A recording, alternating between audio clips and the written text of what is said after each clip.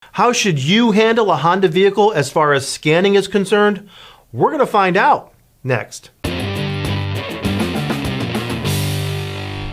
This video is sponsored by the ProFirst and Honda and Acura certified collision programs. Visit our websites for more information. It is American Honda's position that all vehicles involved in a collision, defined as damage that exceeds minor outer panel cosmetic distortion, must have the following minimum diagnostic scans, inspections, and/or calibrations done to avoid improper repair.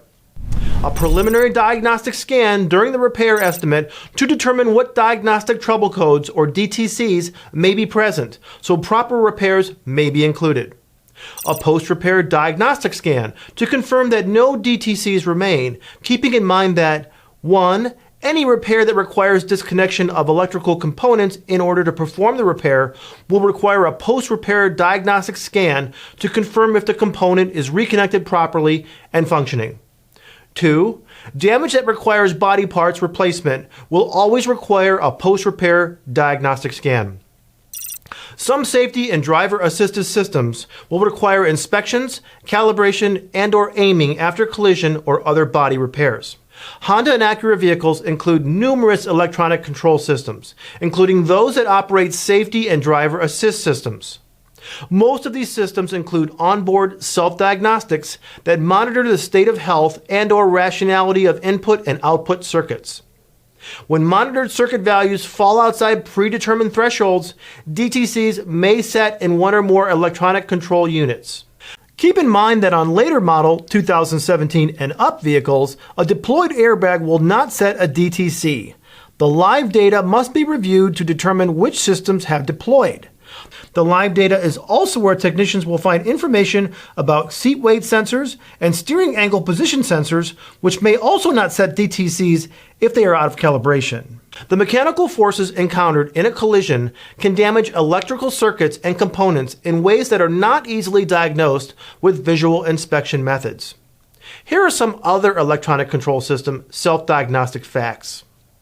The proliferation of electronic control systems has increased the number of potential DTCs beyond the point where a dashboard indicator can be installed and/or illuminated for every DTC. Dashboard indicators are intended for driver notification, not vehicle diagnostics.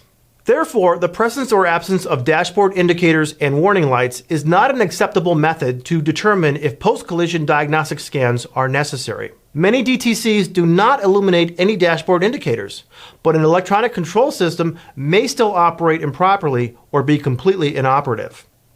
Because of the complexities of serial data networking, dashboard indicators that do illuminate may appear unrelated to the actual vehicle problem.